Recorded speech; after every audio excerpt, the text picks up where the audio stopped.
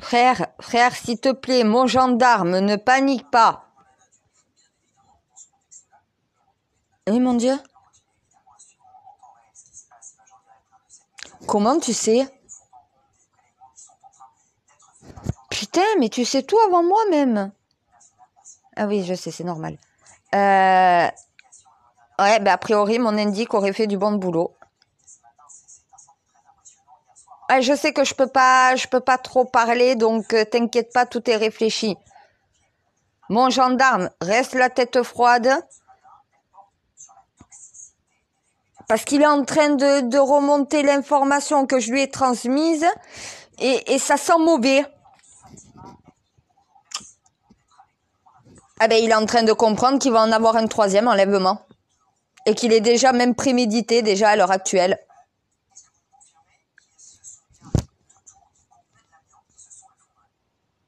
Ah mais là, ça serait... On cherche pas un individu. On cherche pas deux individus. C'est pas un individu qui a enlevé Émile, un individu qui a enlevé Lina. Non. C'est des...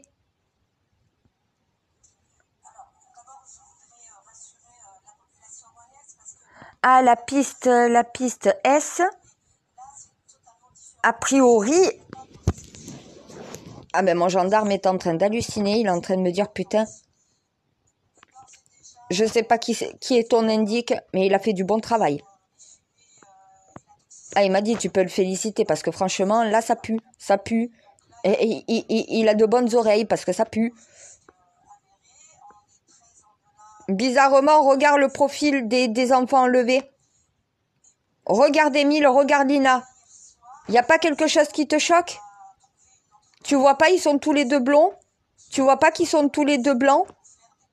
Tu vois pas qu'ils ont le même stéréotype? On dirait deux petits anges. Eh ben oui, a priori, profil type. Enfant blanc, blond. Voilà. À un moment donné, on sait qu'est-ce qu'ils cherchaient. Deux enfants enlevés, deux enfants blonds, blancs. Imagine Émile avec 15 ans de plus. Eh ben oui, voilà. Je te dis, à un moment donné, ça sent mauvais. C'est ce que me dit mon gendarme, ça pue. Ah mais cette info, elle ne fuitera pas. Elle va pas fuiter encore dans les médias ou quoi que ce soit. Les médias ont reçu ordre de se taire sur ça. Mon gendarme fait ce qu'il faut pour voir si c'est bien ça ou pas. Si c'est ça, ah ben c'est toute une cellule qu'il faut remonter. Donc là, je te dis pas le travail de toutes les polices et de toutes les gendarmeries de France. Comme s'ils n'avaient pas déjà assez de travail, il faut en plus qu'il y ait... Oh.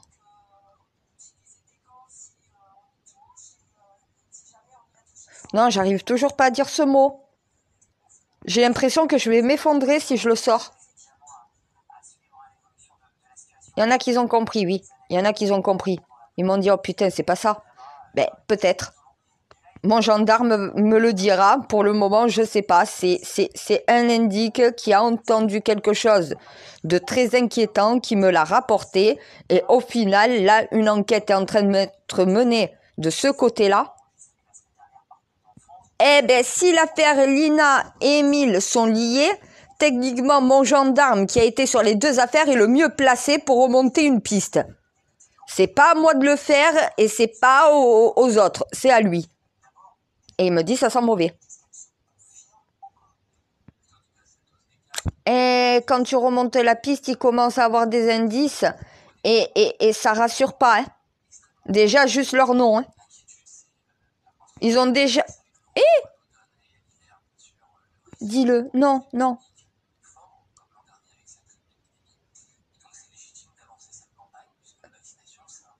Je peux l'épeler?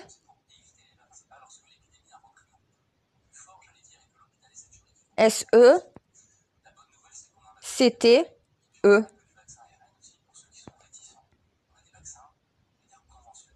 Non, je peux pas le dire. Pourquoi ça fait ça? Pourquoi je peux pas dire un mot? J'arrive pas à le sortir, c'est comme si j'ai un blocage. Je peux l'épeler, je peux donner les indices concernant ce mot, mais je peux pas dire le mot en entier. Pourquoi?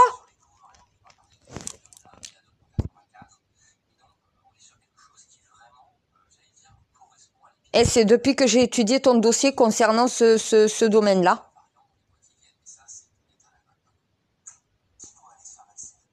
Non, mais ton dossier, il fait flipper. Hein. C'est pas le dossier de la police ou de la gendarmerie, c'est pas le dossier terrien. Hein. C'est le tien. Il fait flipper ton dossier.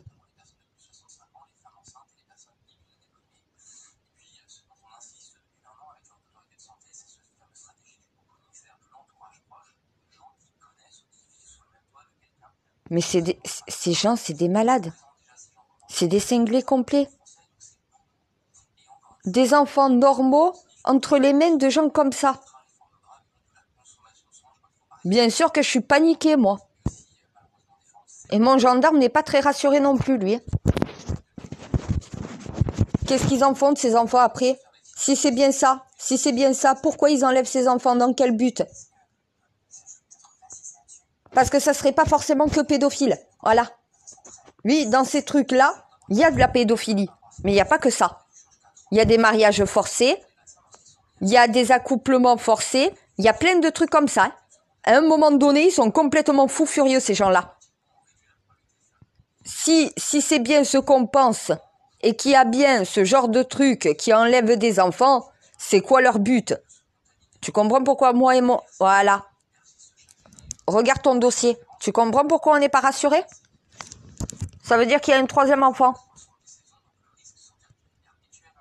Ce genre de taré est capable de faire une série d'enlèvements d'enfants, d'en enlever une douzaine et de les tuer tous ensemble, soi-disant pour purifier la race humaine. Tu vois ce que je veux dire? C'est pas ce qu'ils vont me faire, oui, je sais. Mais c'est dans des délires pareils. Ça fait flipper, mon Dieu. Ils sont complètement tracassés, ces gens. Ils font des tueries de masse. Ils n'ont pas de respect pour la vie humaine. Leurs adhérents, ils sont capables de les enfermer dans une grange et de tous les brûler ensemble. Eh, c'est marrant, hein? Le gourou, c'est jamais lui qui meurt. Ils sont tous morts, sauf lui. À un moment donné, tu veux purifier la race humaine? Balance-toi avec dans le feu. Voilà. Le gourou est censé périr avec son groupe. Ils sont... Mon Dieu, ils sont dingues. Ces gens-là sont des dingues. C'est des illuminés complets. C'est des fous furieux dans leur tête. Ils sont dégénérés complets. Si c'est bien ça, qu'est-ce qu'ils font des enfants? Ils les enlèvent dans quel but? Pédophilie? Mariage forcé? Esclavage? Vente d'organes? C'est quoi le but là? Je sais que c'est pas fait pour assurer les familles des disparus, hein. Malheureusement, mais à un moment donné, ça veut peut-être dire que leurs enfants sont encore en vie. Ce genre de groupe-là, la plupart du temps, quand ils enlèvent des enfants, il faut déjà qu'ils les endoctrinent. L'endoctrinement prend entre 1 et 3 ans déjà. Une fois qu'ils sont endoctrinés, qu'ils sont formatés, donc voilà, après c'est là que les sévices commencent. Donc déjà, Émile et Lina, si c'est bien ça, sont toujours vivants. Pour combien de temps? Ça, je peux pas te dire. Avec des gens comme ça.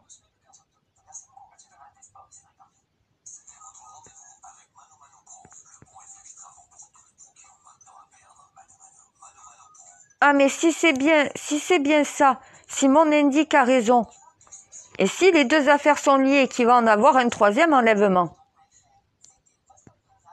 à un moment donné, il va falloir vite remonter. Parce qu'on peut les retrouver, ces enfants. S'ils n'ont pas quitté le pays déjà. S'ils ont quitté le pays, après c'est internation. Hein. C'est possible que Lina et qu'Émile soient déjà en Allemagne.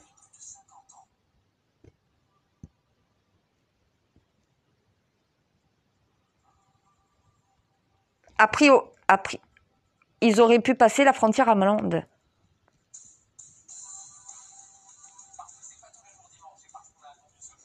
Eh, mon indique a fait du bon travail. Hein. Si mon gendarme le dit, c'est que techniquement... Et il n'est pas payé en plus. Hein.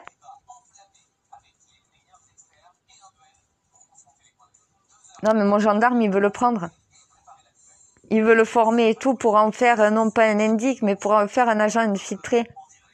Il m'a dit, ah non, mais franchement, si on n'en a que des comme ça, mais pour remonter les pistes, ah, c'est facile, hein.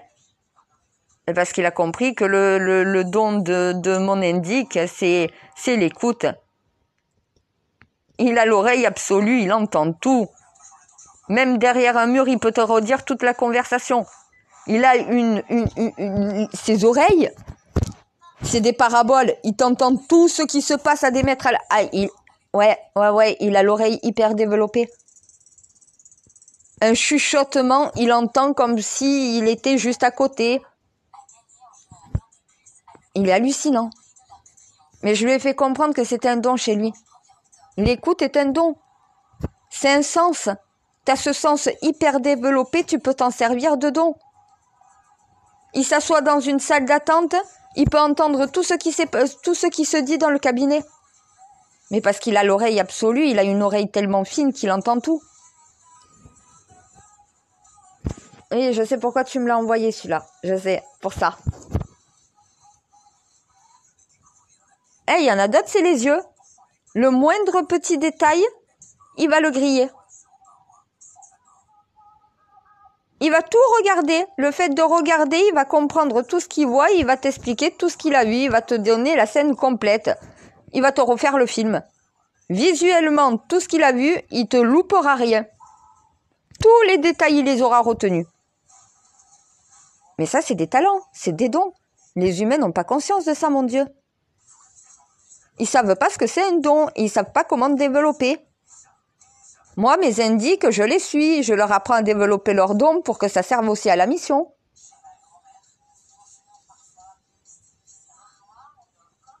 Eh, ce sont mes yeux et mes oreilles. Après, j'ai mes messagers, c'est ma bouche. J'ai ceux qui agissent, c'est mes mains et c'est mes pieds. Voilà, c'est ça, hein. Il y a les membres, il y a le corps, il y a la tête, il y a les yeux, il y a les oreilles, il y a la bouche. Le cerveau, c'est moi. Voilà.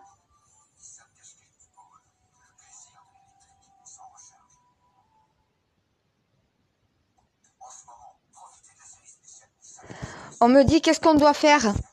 Si c'est bien ça, qu'est-ce qu'on doit faire? Ne surveiller vos enfants, ne les laisser plus en surveillance. Là, honnêtement, le meilleur conseil que je peux donner à toutes les familles de France, organisez-vous pour aller chercher vos enfants. Organisez-vous pour amener vos enfants. Ah, mais il y a une sœur, elle me dit, si c'est bien vrai, on doit faire quoi? Est-ce que je dois aller chercher ma fille au bus? Je lui ai dit, le bus s'arrête juste devant ta maison. Parce que si le bus s'arrête devant la maison, t'as juste à sortir de la maison quand ta fille, elle arrive. Si le bus s'arrête plus loin, entre l'arrêt de bus et le chemin de ta maison, il y a combien de temps? 5 minutes. Tu crois qu'en 5 minutes, on ne peut pas enlever ton enfant? T'es en 5 minutes de l'arrêt de bus, t'es pas capable d'y aller, de récupérer ta fille et de rentrer chez toi. C'est à côté. Juste de faire ça, les 5 minutes d'inattention, tu lui sauves la vie. Une bonne décision. Tu sors, tu vas chercher ta fille au bus, t'es même pas 5 minutes. 5 minutes d'une vie. Tu prends 5 minutes pour t'assurer de la sécurité de ta fille. Le matin, tu l'emmènes au bus, tu ne bouges pas tant que le bus n'est pas parti avec elle. Le bus arrête devant l'école, elle va descendre avec tout le monde. Quand elle reprend le bus devant l'école et qu'elle s'arrête à l'arrêt de bus, tu es déjà en train de l'attendre. Tu la récupères. Si en plus tu es en voiture, tu vas encore plus vite. Tu es chez toi, ça t'a mis 2 minutes. 2 minutes pour aller à l'arrêt de bus en voiture, prendre ta fille et retourner à la maison. Honnêtement, faire ça, est-ce que ça va te tuer ta journée? Est-ce que ça va t'empêcher de faire ce que tu fais habituellement? Tu es en train de faire ton ménage. C'est quoi le plus important? Ton ménage ou ton enfant? Tu dois faire des courses. Tu fais les courses avec ta fille. Ou tu fais les courses avant. Tu t'organises. Mais là, on ne peut plus laisser nos enfants sans surveillance. C'est terminé. Maintenant, il va falloir s'organiser.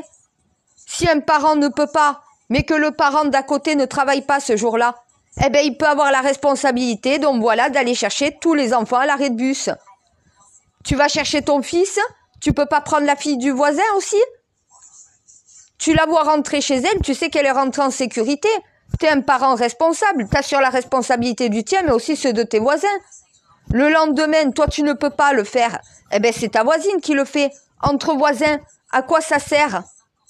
À quoi ça sert entre voisins si on ne peut pas se protéger mutuellement et protéger nos enfants? Chacun pense qu'à sa gueule.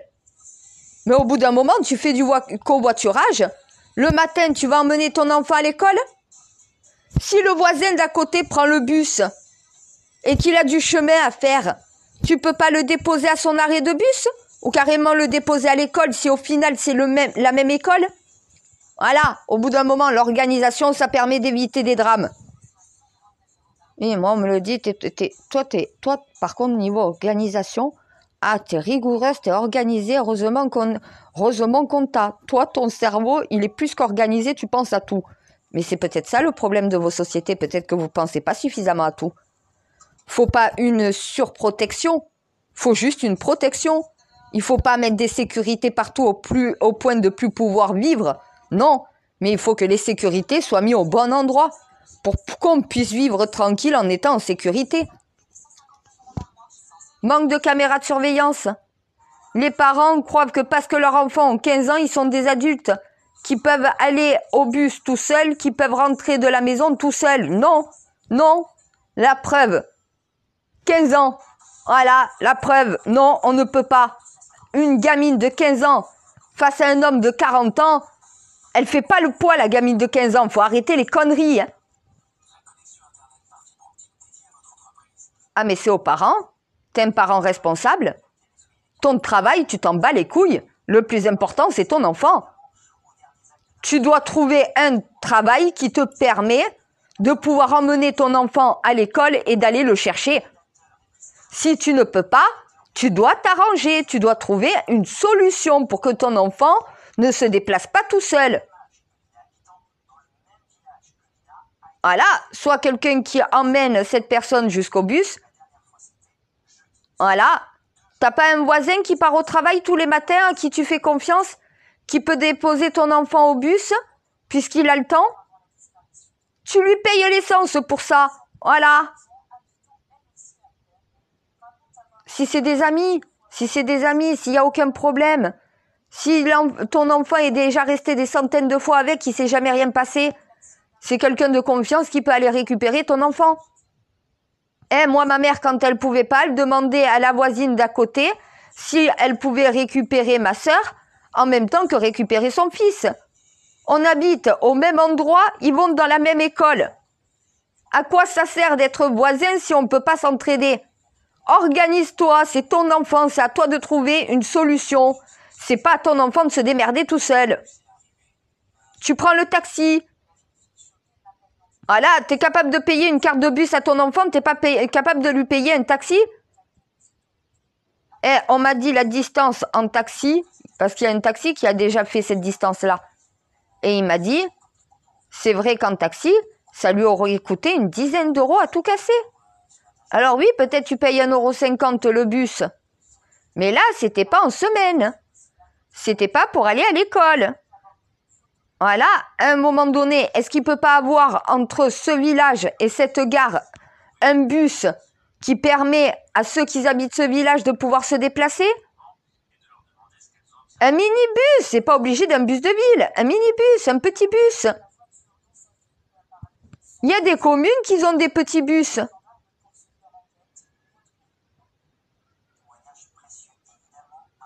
Moi, je sais qu'à Gignac, je prends le bus à la gare routière, il me dépose un peu plus bas et je suis directement pour aller faire mes courses.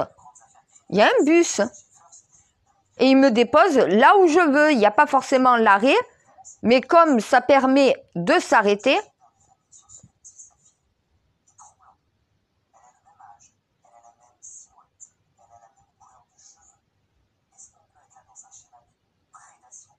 Non, sinon après l'autre arrêt, il est beaucoup trop loin. Et comme ils n'ont pas mis un entre-deux, tu peux demander au chauffeur, par contre tu dois lui dire à l'avance où l'arrêter. Quand tu montes dans le bus. Comme ça, c'est lui qui t'arrête là où il peut le plus.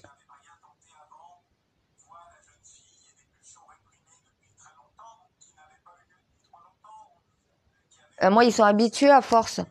Donc, chaque fois, ils m'arrêtent là où il y a le covoiturage. Ça lui permet de s'arrêter en toute sécurité, sans être un danger pour les voitures et tout.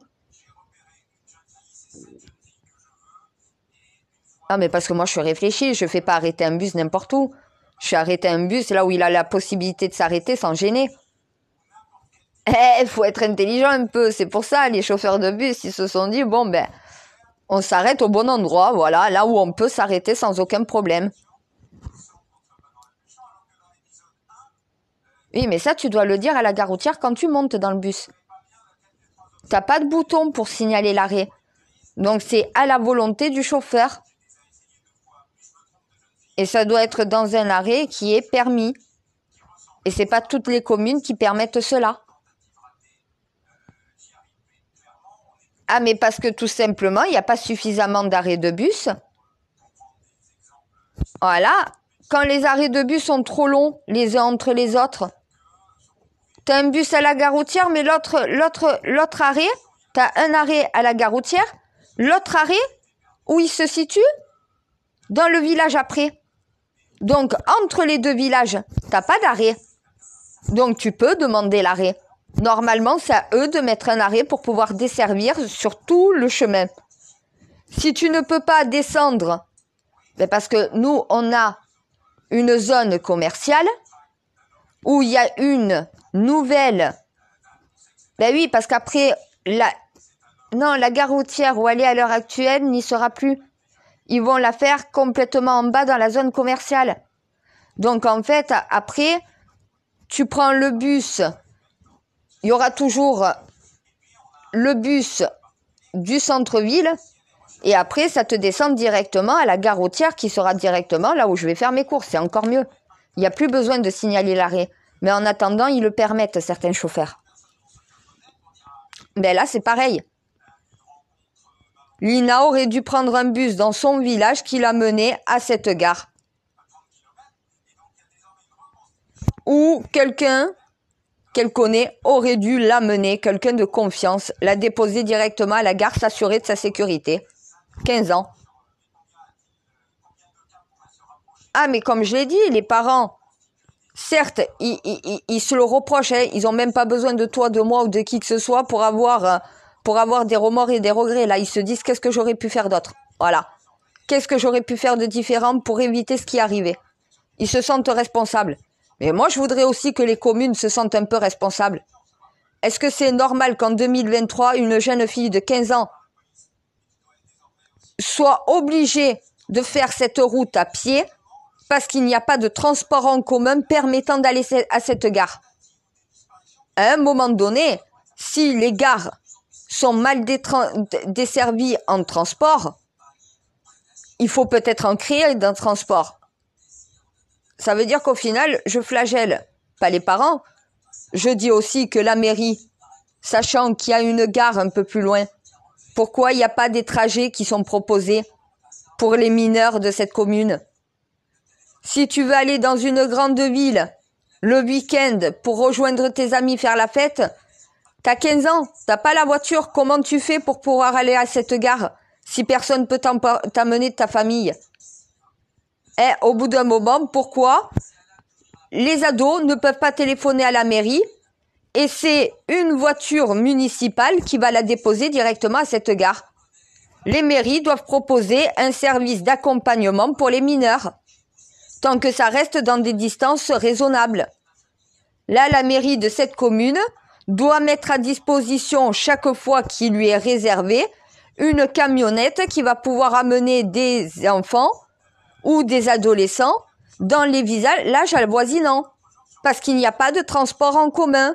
La mairie doit organiser le transport.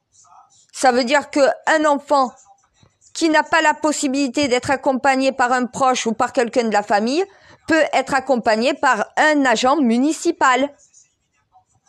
Pas forcément un policier ou un gendarme. Un agent municipal. Quelqu'un de la mairie. L'adjoint au maire lui-même peut monter dans sa voiture et emmener Lina. C'est ça, assurer la sécurité. C'est pas forcément qu'aux parents, hein. C'est pas que les parents, c'est pas que les voisins, hein.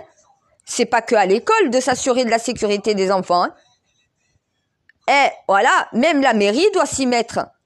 À un moment donné, dans des petits villages, t'as pas les commodités de la grande ville.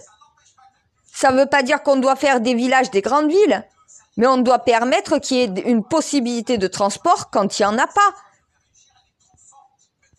Dans ce village, comment tu fais pour aller à cette gare?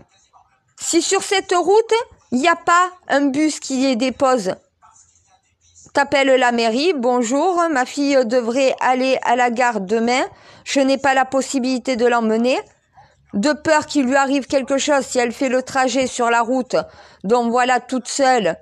C'est une route quand même assez déserte avec peu de passages. On ne sait jamais ce qui peut arriver. Est-ce que la mairie peut organiser le déplacement jusqu'à la gare de ma fille? Je m'organiserai à aller la chercher moi. Voilà. Eh bien, tu as quelqu'un de la mairie qui va prendre une voiture de la mairie, qui va amener tout simplement la personne qu'elle doit amener à la gare, donc voilà, la plus proche. Il faut revoir le système de sécurité, ah ben oui, voir un système de ramassage avec la mairie quand il n'y a pas de bus qui le permettent, de déposage et de ramassage avec la mairie. T'appelles ta mairie, tu réserves le lendemain, voilà, un déplacement pour la gare de telle heure à telle heure. Un agent de la mairie viendra chercher ta fille ou tu l'amènes à la mairie et au final, il l'amène directement à la gare à ta place.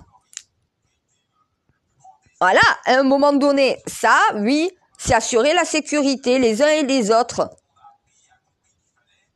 Mais il faut y penser, il faut revoir le système. Il faut que les voisins commencent à s'associer pour s'assurer de la sécurité mutuelle de chacun de leurs enfants. Tu habites le même quartier, tes enfants vont à la même école. Vous ne pouvez pas vous entraîner? Tu as 4 enfants dans le même quartier, les 4 enfants vont dans la même école. Un parent ne peut pas tous les jours aller amener et aller récupérer ses enfants. Non, c'est pas possible. Non, tu fais rentrer tes enfants tout seul. Et que... Ah, mais qui ne croient pas que ça n'arrive pas qu'aux autres, voilà. La mère de Lina, quand elle voyait la disparition d'Émile, faudrait peut-être lui demander si elle pensait que quelques mois après, sa fille allait disparaître de la même manière. Elle vous dira, je pensais pas que ça allait arriver. Pourtant, j'ai vu ce qui est arrivé à Émile, comme tous les Français, hein. Mais j'aurais jamais pensé que ça allait me tomber dessus. Si j'aurais su à l'avance, j'aurais fait les choses différemment. Voilà, c'est ça le truc. Sauf que tu penses pas tant que ça t'arrive pas. Je veux pas que ça arrive encore à une autre famille. Je veux pas une autre mère dont voilà qui subisse la même chose. Protégez vos enfants, assurez leur sécurité, faites-le ensemble. La mairie, commencez à aider les parents. Au lieu de vouloir remplacer les parents, commencez à leur venir en aide.